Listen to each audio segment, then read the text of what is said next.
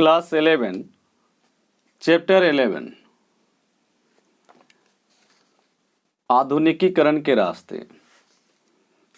अब हम लोग इस चैप्टर में अगला टॉपिक जापान है और जापान के राजनीतिक व्यवस्था के बारे में अध्ययन करेंगे। आपने देखा कि कैसे चीन और जापान अपने इतिहास के बल पर अपने राष्ट्र को, अपने राष्ट्रीय लेखन को इम्पोर्टेंस दिया, लेकिन यह जो इम्पोर्टेंस था जापान का, वह किसी जाति विशेष को बढ़ावा देने के लिए नहीं था, वह किसी एक धर्म विशेष को बढ़ावा देने के लिए नहीं था, वह एक संकुचित दृष्टिकोण से किसी समाज के मजबूती का पसधर करने वाला नहीं था, बल्कि उनका दृष्टिकोण सर्वांगीण दृष्टिकोण था, बौद्धिक दृष्टिकोण था, गौतम बुद्ध के मार्ग को अनुसरण करने वाला दृष्टिकोण था, मानवता को अपनाने वाला दृष्टिकोण है। अब इसी क्रम में हम राजनीतिक व्यवस्था इसका जानेंगे। जापान पर क्योटो में रहने वाले सम्राट का शासन हुआ करता था। तो लाजमी है, किसी भी देश में शासक ही शासन किया करते थे जब तक लोकतंत्र का आगमन नहीं हुआ था। अब जरा देखिए, लेकिन 12वीं सदी आते आते असली सत्ता शोगुनों के हाथ में आ गई, जो सैद्धांतिक रूप से राजा के नाम पर शासन करते थे। 1603 से 1867 ईस्वी तक तोकुगावा परिवार के लोग शोगुन पद पर कायम थे और देश 250 भागों में विभाजित था, जिनका शासन दैम्यो चलाते थे। शोगुन दैम्यो पर कंट्रोल रखता था और शोगुन दैम्यो को लंबे समय तक के लिए राजधानी एदो, आधुनिक टोक्यो में रहने का आदेश दे दिया था। किसको दिया था? तो दैम्यो को, ताकि उनकी तरफ से कोई खतरा ना हो। शोगुन प्रमुख शहरों और खदानों पर भी नियंत्रण रखता था। सामुराई शासन करने वाले कुलीन थे। ये सामुराई एक वर्ग है जापान में, जो योद्धा वर्ग है, वह कुलीन वर्ग था, अमीर वर्ग था, संपत्ति से लबालब वर्ग था। इनके ही नियंत्रण में अधिकांश प्रॉपर्टी थी और शोगुन और दैम्यो की सेवा में वे लगे रहते थे। कौन? सामुराई। 16वीं शताब्दी के अंतिम भाग में 3 परिवर्तनों ने आगे के विकास की तैयारी की। देखिए कैसे इसका विकास का धारा आगे बढ़ता है। पहला है कि किसानों से हथियार ले लिए गए, किसानों से हथियार ले लिए गए और अब केवल सामुराई तलवार रख सकता था वह, और इससे शांति और व्यवस्था बनी रही, जबकि पिछली शताब्दी में इस वजह से अक्सर लड़ाइयाँ होती रहती थी। और दूसरा है कि दैम्यो को अपने क्षेत्रों की राजधानियों में रहने के आदेश दे दिए गए।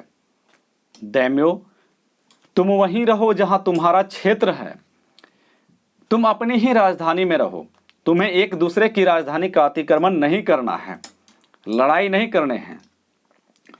और कह दिया गया कि उन्हें काफी हद तक स्वायत्तता प्रदान कर दी गई। और तीसरा था कि मालिकों और करदाताओं का निर्धारण करने के लिए जमीन का सर्वेक्षण किया गया। ठीक है, जमीन का सर्वेक्षण किया गया और उत्पादकता के आधार पर भूमि को बांट दिया गया। और इन सब का मिला जुला मकसद था राजस्व के लिए एक अस्थायी मजबूत आधार बनाना था। हमारा समाज आज के डेट में जमीन के कारण ही बहुत सारी विसंगतियां भर चुका है और इन विसंगतियों को दूर करने का हम सभी समाज के लोगों पर दायित्व बनता है। आपसी समझ विकसित करके एक साफ सुथरा सामाजिक बौद्धिक विकास की ओर बढ़ें। दैम्यो की राजधानियां बड़ी हुई और जिसके चलते 17वीं शताब्दी के मध्य तक जापान में एदो दुनिया का सबसे अधिक जनसंख्या वाला शहर बन गया। और इसके अलावा ओसाका और क्योटो अन्य बड़े शहर के रूप में उभरने लगे। कम से कम 6 ऐसे गढ़ वाले शहर उभरे जहां जनसंख्या 50,000 से अधिक थी, और इसकी तुलना में उस समय के ज्यादातर यूरोपीय देशों में केवल एक बड़ा शहर था। सोच सकते हैं कि जापान में कई बड़े शहर निकलने लगे और यूरोप में केवल एक बड़ा शहर था। इससे क्या हुआ कि वाणिज्यिक अर्थव्यवस्था का विकास हुआ और वित्त और ऋण की प्रणालियां स्थापित हुई। व्यक्ति के गुण उसके पद से अधिक मूल्यवान समझे जाने लगे। जरा देखिए जापान ने किस तरह की परंपराओं को अपनाया। जापान ने क्या परंपरा अपनाया, मैं फिर से आपके जेहन में भर रहा हूं, सुन लीजिए कि जापान ने व्यक्ति के गुण उसके पद से अधिक मूल्यवान समझे जाने लगे। अगर वह व्यक्ति चपरासी है लेकिन उसका गुण अधिक है तो उसका वैल्यू बढ़ गया। अगर कोई शासक है लेकिन अगर उसके पास गुण नहीं है तो उसके वैल्यू खत्म हो गए। शहरों में एक जीवंत संस्कृति खिलने लगी। अब सोचिए जहां पॉजिटिव एनर्जी का संचार हो, सकारात्मक ऊर्जा का प्रचार हो रहा हो, तो लाजमी है कि लोगों का हाव भाव बदल जाएगा, खुशहाल जिंदगी जीना शुरू कर देंगे। आपसी जो भेदभाव है उसमें दिखेगा नहीं, तो हिंसा कैसे होगा? कर्मकांड रहेगा ही नहीं तो हिंसा कैसे होगा? अब इस तरह से यहाँ के लोगों ने और यहाँ के व्यापारी वर्ग ने नाटक और कलाओं को प्रोत्साहन दिया।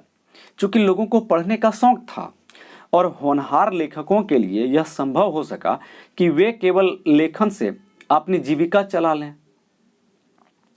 एदो में लोग नूडल की कटोरी की कीमत पर किताब किराए पर ले सकते थे। समझिए जरा कि वहां किस तरह से लोग अपने पुस्तकालय की तरफ ध्यान देने लगे थे। और इससे यह पता चलता है कि छपाई किस स्तर पर होती थी और पढ़ना कितना लोकप्रिय था। यानी इन्होंने अपने समाज में शिक्षा को, सकारात्मक शिक्षा को बहुत बड़ी पैमाने पर प्रचार प्रसार और लोकप्रिय बना दिया। छपाई लकड़ी के ब्लॉकों से की जाती थी। जापानी लोग यूरोपीय छपाई को पसंद नहीं करते थे, मतलब इनका अपना छपाई का तरीका था। जापान अमीर देश समझा जाता था क्योंकि वह चीन से रेशम और भारत से कपड़ा जैसी विलासी वस्तुएं को आयात करता था, यानी मंगाता था। जापान के पास संसाधनों की जो कमी होती थी उसकी भरपाई वह दूसरे देशों के संसाधनों को मंगा कर करता था। और इन आयातों के लिए चांदी और सोने में कीमत अदा करने से अर्थव्यवस्था पर भार जरूर पड़ा, और जिसकी वजह से तोकुगावा में इसने कीमती धातुओं के निर्यात पर रोक लगा दी।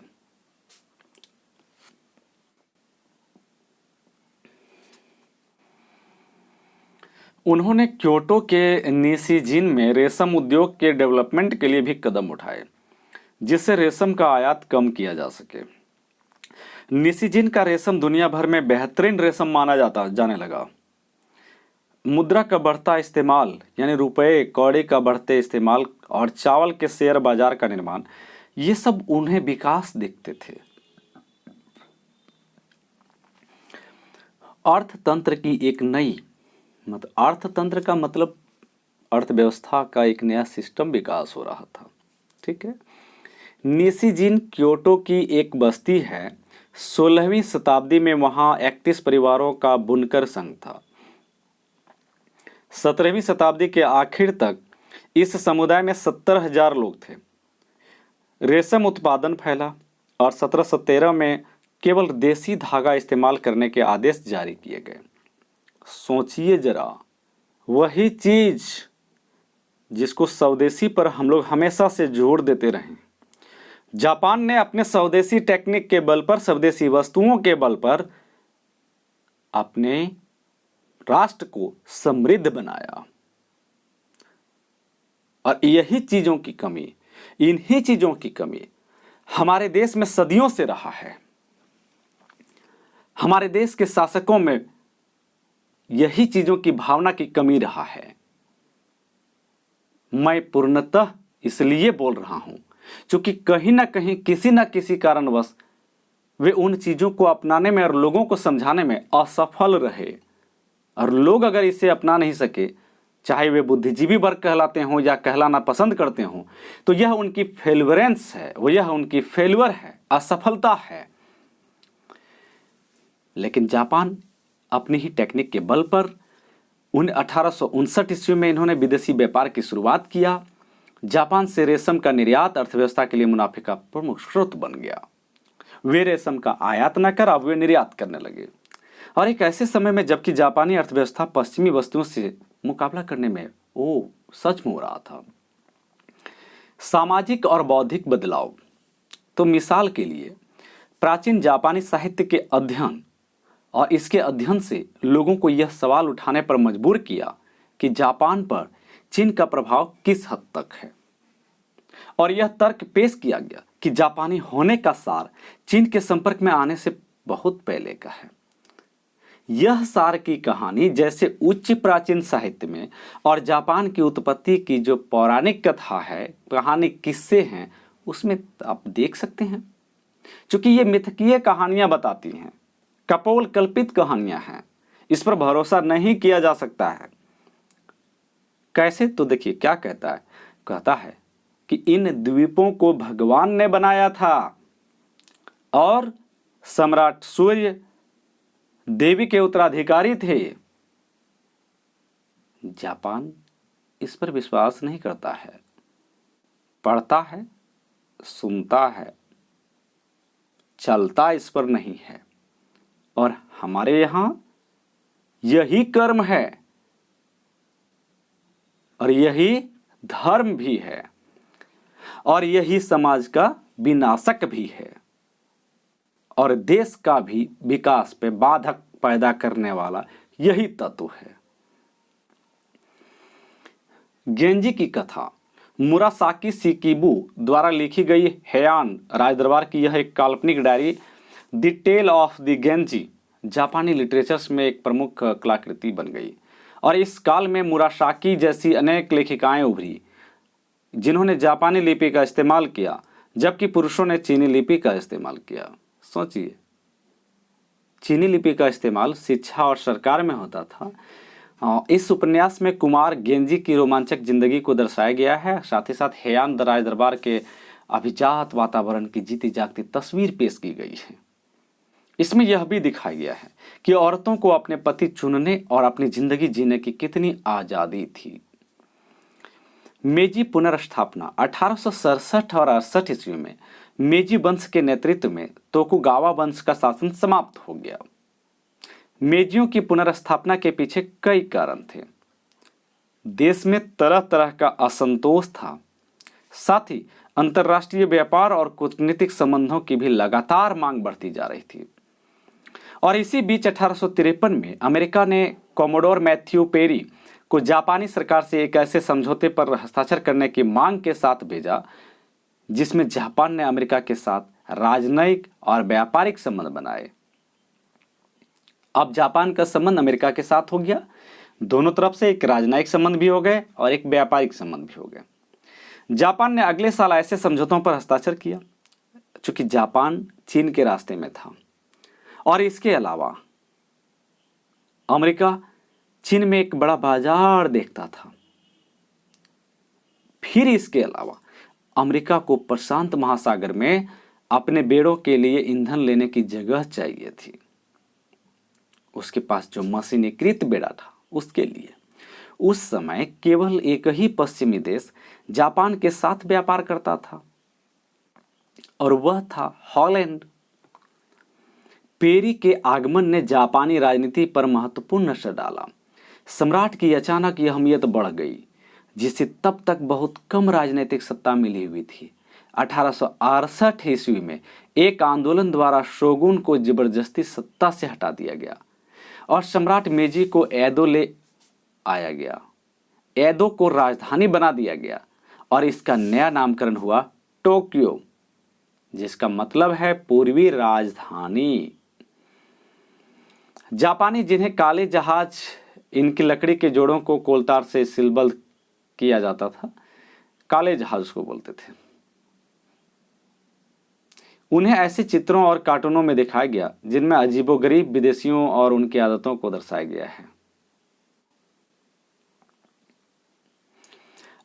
ये अधिकारीगण और लोग यह जानते थे कि कुछ यूरोपीय देश भारत व अन्य जगहों पर औपनिवेशिक साम्राज्य बना रहे हैं, लेकिन ब्रिटेनियों के हाथों चीन की हार हुई, ठीक है, और यह खबर फैल रही थी कि इसी बीच में इन्हें लोकप्रिय नाटकों में भी दर्शाया जाने लगा।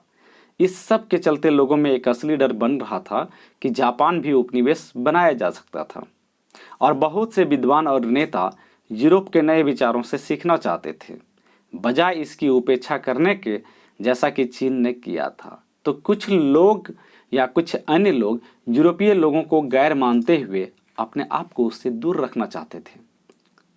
हालांकि वे उनकी नई तकनीकों को अपनाने के लिए तैयार थे।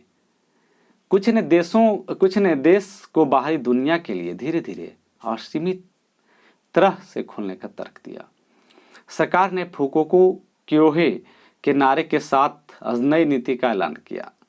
उन्होंने समझ लिया कि उन्हें अपनी अर्थव्यवस्था का विकास और मजबूत सेना का निर्माण करने की जरूरत है, अन्यथा उन्हें भी भारत की तरह पराधीनता का सामना करना पड़ सकता है। इस कार्य के लिए उन्हें जनता के बीच राष्ट्र की भावना का निर्माण करने और प्रजा को नागरिक की श्रेणी में बदलने की जरूरत महसूस हुई। इसके साथ ही नई सरकार ने सम्राट व्यवस्था के पुनर्निर्माण का काम शुरू किया, और एक ऐसी व्यवस्था जिसमें सम्राट भी हो, नौकरशाही भी हो और सेना भी हो, और जो ये सारे मिलकर सत्ता चलाते हों, यानी उत्तरदायी सरकार की व्यवस्था को इन्होंने तरजीह दिया। राजतांत्रिक व्यवस्था के नमूनों को समझने के लिए इन्होंने कुछ अधिकारियों को यूरोप भेजा। सम्राट को सीधे सीधे सूर्य देवी का वंशज माना गया, लेकिन इसके साथ ही उसे पश्चिमीकरण का नेता भी बनाया गया। तो सम्राट का जन्मदिन राष्ट्रीय छुट्टी का दिन बन गया। वह पश्चिमी अंदाज के सैनिक कपड़े पहनने लगा और उसके नाम से आधुनिक संस्थाएं स्थापित करने के अधिनियम जारी किए जाने लगे। 1890 ईस्वी के शिक्षा संबंधी राजज्ञा ने लोगों को पढ़ने, जनता के सार्वजनिक एवं साझे हितों को बढ़ावा देने के लिए प्रेरित किया। 1870 के दशक से नई विद्यालय व्यवस्था का निर्माण शुरू हुआ। लड़के और लड़कियों के लिए स्कूल खोला जाना अनिवार्य हो गया, और 1910 ईस्वी तक तकरीबन ऐसी स्थिति आ गई कि स्कूल जाने से कोई वंचित नहीं रहा। फीस भी बहुत कम थी। पाठ्यचर्या जो शुरू में था वह यूरोपीय नमूनों पर आधारित था, पश्चिमी नमूनों पर आधारित था, लेकिन 1870 के दशक तक आते आते आधुनिक विचार पर जोर देने के साथ साथ राज्य की जो प्रतिनिष्ठा थी उसमें जापानी इतिहास के अध्ययन पर बल दिया जाने लगा। शिक्षा मंत्रालय पाठ्यचर्या पर, किताबों के चयन पर और शिक्षकों के प्रशिक्षण पर कंट्रोल रखता था। जिसे नैतिक संस्कृति का विषय कहा गया उसे पढ़ना जरूरी था, और किताबों में माता पिता के प्रति आदर, राष्ट्र के प्रति वफादारी और अच्छे नागरिक बनने की प्रेरणा दी जाती थी।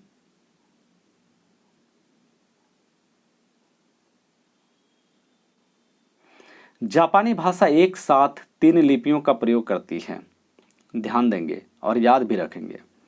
इनमें से पहला है कांजी। जापानियों ने चीनियों से 6वीं शताब्दी में कांजी लिपि को लिया। चूंकि उनकी भाषा चीनी भाषा से बहुत अलग है, उन्होंने 2 ध्वन्यात्मक वर्णमालाओं का भी विकास किया। एक है हिरागना और दूसरा है कताकाना। हिरागना नारी सुलभ समझी जाती है, क्योंकि हेयान काल में बहुत सी लेखिकाएं इसका इस्तेमाल करती थी। इसीलिए जैसे कि मुरासाकी, यह चीनी चित्रात्मक चिन्हों और ध्वन्यात्मक अक्षरों हिरागना और कताकना को मिलाकर लिखी जाती है। शब्द का प्रमुख भाग कांजी के चिन्ह से लिखा जाता है, प्रमुख भाग यानी जापानी से, और बाकी का चीनियों का मिलावेश कर दिया जाता है। तो इसमें ध्वन्यात्मक यानी ध्वनि शब्द का इस्तेमाल और अक्षरमाला की मौजूदगी के चलते ज्ञान कुलीन वर्गों से व्यापक समाज में काफी तेजी से फैल सका। 1880 के दशक में यह सुझाव दिया गया कि जापानी या तो पूरी तरह से ध्वन्यात्मक लिपि का विकास करें या कोई यूरोपीय भाषा अपना लें। दोनों में से कुछ भी नहीं किया गया। राष्ट्र के एकीकरण के लिए मेजी सरकार ने पुराने गांवों और क्षेत्रीय सीमाओं को बदलकर, ध्यान दीजिएगा, पुराने गांव और क्षेत्रीय सीमा को बदलकर एक नया प्रशासनिक ढांचा बनाया और प्रशासनिक इकाई में पर्याप्त राजस्व को इकट्ठा करने के लिए जरूरी था कि स्थानीय स्कूल और स्वास्थ्य सुविधाएं जारी रखा जाए। साथ ही साथ उन्होंने ये इकाइयां सेना के लिए भर्ती का केंद्र भी काम कर सके। तो 20 साल से अधिक उम्र के नौजवानों के लिए सेना में लिया जाने लगा। धीरे धीरे उन्होंने कानूनी व्यवस्था बनाई और जो राजनीतिक गुटों के गठन को देख सके, बैठकें बुलाने पर उन्होंने कंट्रोल किया और बहुत ही मजबूत, सख्त, कठोर सेंसर व्यवस्था बना दिया। तो इन तमाम उपायों में सरकार को विरोध का सामना भी करना पड़ा। सेना और नौकरशाही को सीधा सम्राट के निर्देश में रखा गया। यानी संविधान बनने के बावजूद यह दो गुट सरकारी नियंत्रण के बाहर रहे, लोकतांत्रिक संविधान और आधुनिक सेना। इन दो अलग आदर्शों को महत्व देने के दूरगामी नतीजे हुए। सेना ने इलाके जीतने के मकसद से मजबूत विदेश नीति का दबाव डाला और इसी वजह से चीन और रूस के साथ लड़ाई हुई। दोनों में जापान विजयी हुआ और अधिक जनवाद की लोकप्रिय मांग अक्सर सरकार की इन आक्रामक विरुद्ध नीतियों के कारण विरोध झेलना पड़ा।